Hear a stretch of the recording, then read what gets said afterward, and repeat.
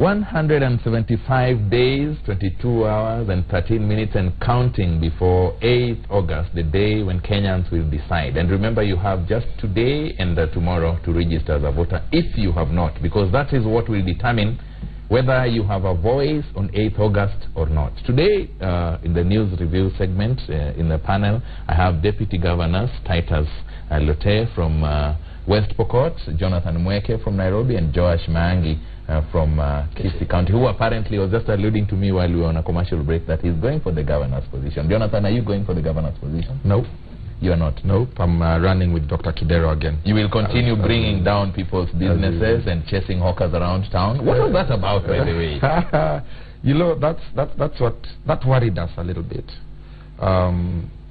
You know, we're the capital city. Is that what you people do? I'm explaining. I just want to break it down properly. We're the capital city. And there's got to be order, because we are the host of government, we're the host of the judiciary, we're the financial and economic hub of this region. We have to have order. Yeah. Now, we have 43 markets that we have stalls where the small traders and the hawkers can go and sell their wares. Okay.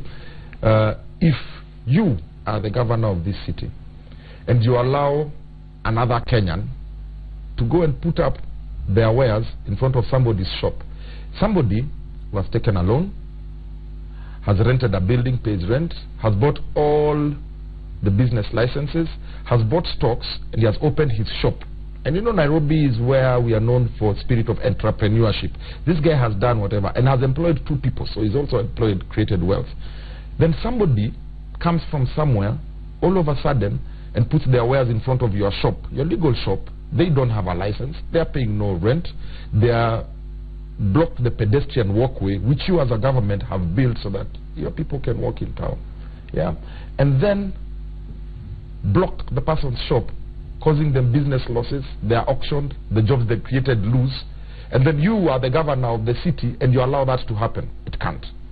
So what do? We say there must be order. We tell that hawker who's open in front of somebody's shop, go, we'll give you a stall in Mudhurwa, in Wakulima, in Jogoo Road Market, in Kangemi Market, in Makina Market, in Kenyatta Market, all the 43 markets we have in this place. Is that what the president is calling chasing around hawkers? Come on. If you allowed that to happen, then you'd be completely finished. Isili alone is 30% of the economy of this city. This city is 60% of the economy of the entire country. Yeah. Isili has 52 malls. It's one of the only very vibrant economic centers. We went and cleaned up all the hawkers who were spoiling that entire business community, and we gave them somewhere, the Nyayo wards in Pumwani, just a few meters away from in front of people's malls. Now, the business people in Isili, which has customers all the way from the Congo and Rwanda and everywhere, come to buy wares there. Now, all of a sudden, Isili is clean. It has street lights. You can move around because we cleared the hawkers who are on the road. So you build a road, then you find the hawkers there. Now, they used to close their shops at 5 o'clock. Now they are closing at 10. Security is good. People are doing business. Jobs have been created. Is that what the president is calling chasing around hawkers? Fair enough, good explanation. But remember, the hawkers are also Kenyans and they deserve to have a living. Alternatives. Why is it so difficult to change with the times and do what other cities are doing? Have a street bazaar once, maybe twice a week, block Tomboya Street and have it. But what is Masai Market?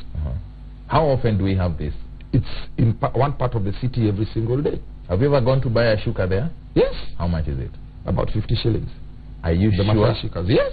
I think you need to go there this weekend and buy it. But I've been there. Yeah. Now it depends, because Masai Market again attracts a lot of the tourists. So it depends on who you're going with, and that's why if you listen to the people of the Masai Market, what they do, they complain about brokers. Yeah. So if you go and you know what you're doing, you can get things cheap, but people now take tourists. Yeah, then they can buy at this price, and then they double the price. So now, if you're a tourist, or if you don't know what's happening in the city, you think this thing costs much more than that. That's the spirit of entrepreneurship in Kenya. But that's, to answer your question, we have these street bazaars. So we've given all these people alternatives because we came in on a pro-business manifesto. Well said. What was your mandate when you ran alongside the governor as his deputy governor? Well, our mandate is to develop West Pokot County. And I think a lot has been done in West Pokot. for the last 4 years. It is actually, we're going to the 5th year, starting March the 4th. What we've been able to do, like Mweke has said, what they have done in Nairobi, we've done a lot. And I think if people start to appreciate traveling around, then they can go to West Pokot and realize that the evolution has really worked. Our mandate was to first, we came to a county that did not have at all any college. So most of our students and people will go to other places to get college education. But as we speak now, we've got 4 established colleges, and one of our mandates was to ensure that West Pokot also becomes a hub of education. We've got 4 of them running, and that is what we actually say we were going to do. Another mandate was to improve on issues of security, both food and also human security. If you go along, if you walk to Kapiguria town, and I think it is important that this nation come to realize that West Pokot is not the West Pokot that we always hear in the media. It is not as insecure as people say. I really say that West Pokot could be one of the most secure places for you to be. I said, and I will say it again, that if you park your car in Nairobi, for 10 minutes it will be broken into. If you can live in West Pokot, you can leave your car at the roadside, not closing anything. Go for a month and you'll still find the car intact. How have you delivered this, and yet security is not your mandate? Security is not our mandate, but our people are our mandates. And so we will not want to say that because the national government is supposed to provide security and they're not, then we cannot do anything. Sad to say, yesterday people came from across the county of Turkana and killed security people in West Pokot County. These are people that we've been working with. So despite the fact that it is not our mandate is our people. So one thing that we've done, and you realize that for the last 1.5 years, starting April of 2015 up to late last year, we had no incidences of death in West Pokot County. It is only until when the effects of anger start to bite, and then people starting to kill each other. Grazing land. Yeah, because of that. But I think we've been able to manage this for 1.5 years, something which is historical. It's never happened like this before. Now, to be more precise, yes, as a deputy governor, you have a mandate. Yes. What was your mandate? My mandate as a deputy governor, like all these deputy governors, is to deputize the governor. You're the substantive deputy. The substantive deputy, to ensure that everything is running smooth when the governor is not there. Josh. Yes. Your mandate as a deputy governor. Yes. Have you lived up to it? Very well. I've executed it very well. And what was your mandate? My mandate is to counsel the governor and deputize him in delivery of services and management of the county. And that I've done very well. I'll tell you, when we took over Kisii County government, we committed to deliver certain things, and we have done that very well. We committed to improve health services. We've done that. The difference between Kisii County, which I think is the success story in terms of development of the counties, is because we learned to work with the national government. For example, in the health sector, we realized that we didn't have enough money as a county government to improve or to change the status of Kisii level 5 hospital to level 6 hospital. So we came to the national government, we got 750 million, which we pumped into the hospital, and it became a level 6 hospital. We also realized that Kisii town needed to be a 24-hour economy. We did our part. We put street lights. We put street lights using the solar street light, but that was not enough. Then we came to the national government again, and we got assistance to put now proper KPLC lights. So now Kisii County is a 24-hour economy. Now, in terms of improving education, ECD classrooms, we built quite a number. And in fact, we also work with the national government to ensure that all our primary school, our secondary schools have access to electricity. As we speak today, Kisii County is the most elite rural counties in this country.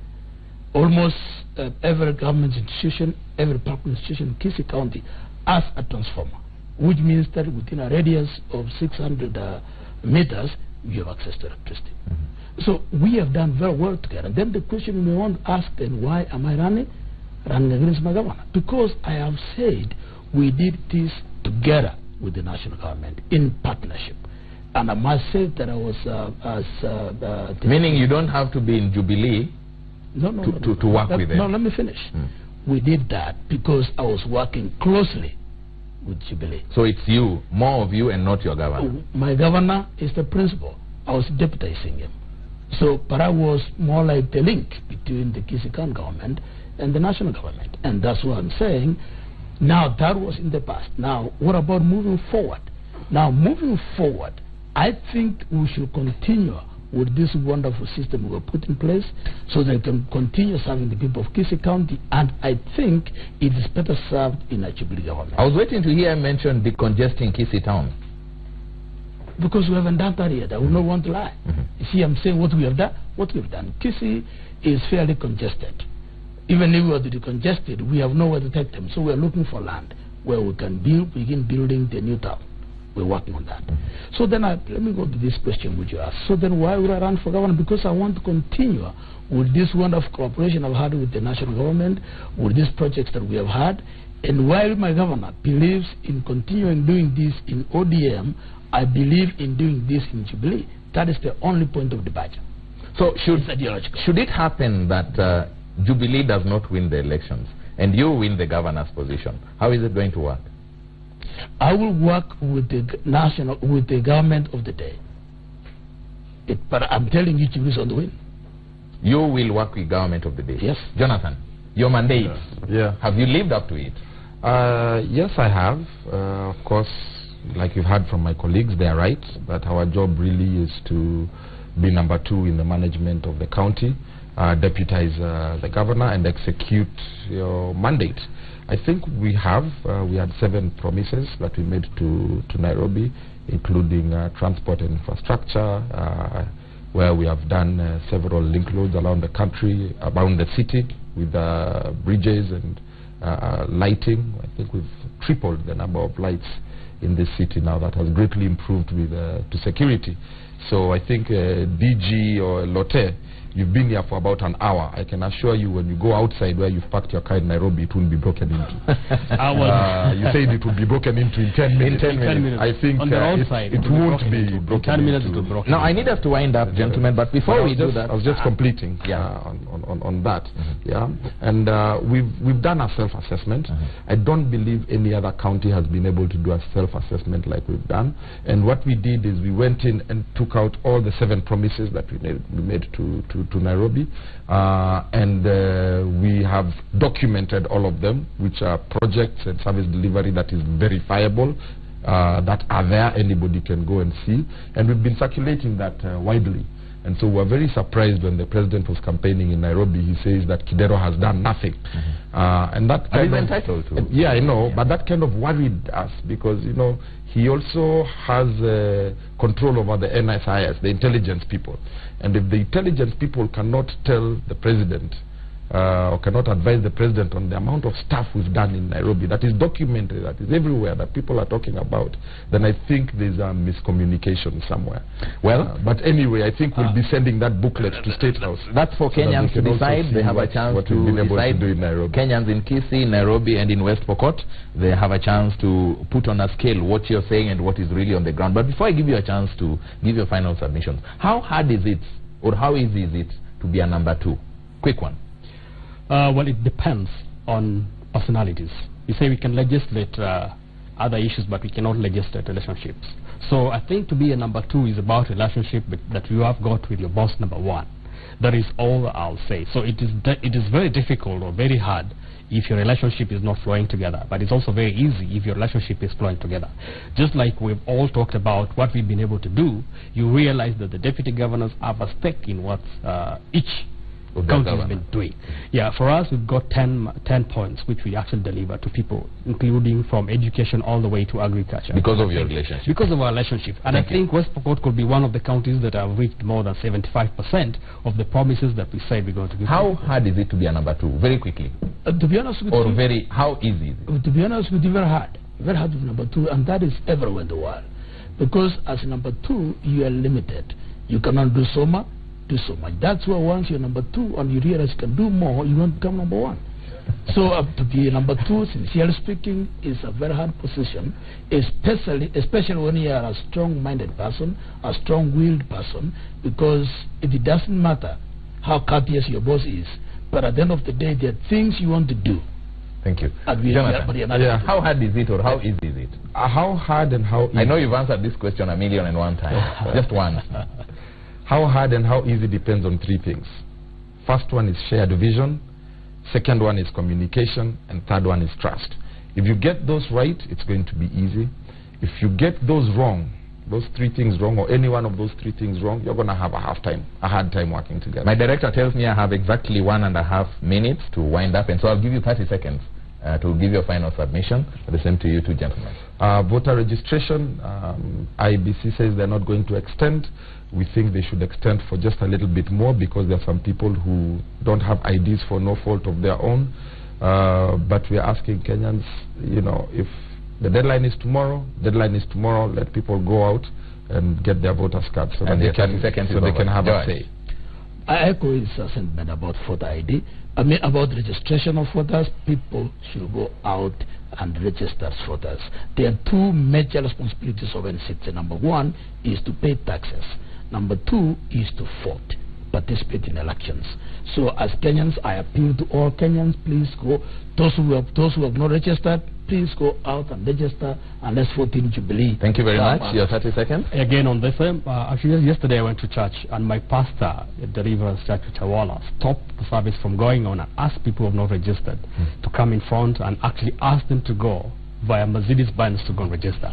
I think that is the kind of spirit that we want today, and I'm asking every employer who is out there to release their staff today or tomorrow to go and vote and register as voters, because a lot of these people who have not been able to vote or register as voters have actually been barred by their employers from doing the same. So I ask everybody, all, especially those that are controlling people, to allow them to go and vote. Thank you very much. That was Titus Lote, Deputy Governor at West Pokot, Jonathan Mweke, Deputy Governor Nairobi, and Joash Mangi, Deputy Governor Kisii. We were looking at the what we have in the dailies today, and like they have said, the three gentlemen here, voting is not about doing a favor to anybody, it's doing a favor to yourself. It's a cardinal provision in the Constitution for you. If you believe you're truly a Kenyan, it's important that you register as a voter so that you have a voice come 175 days from today. Thank you very much, gentlemen. We will now hand over to Joyce to take it away.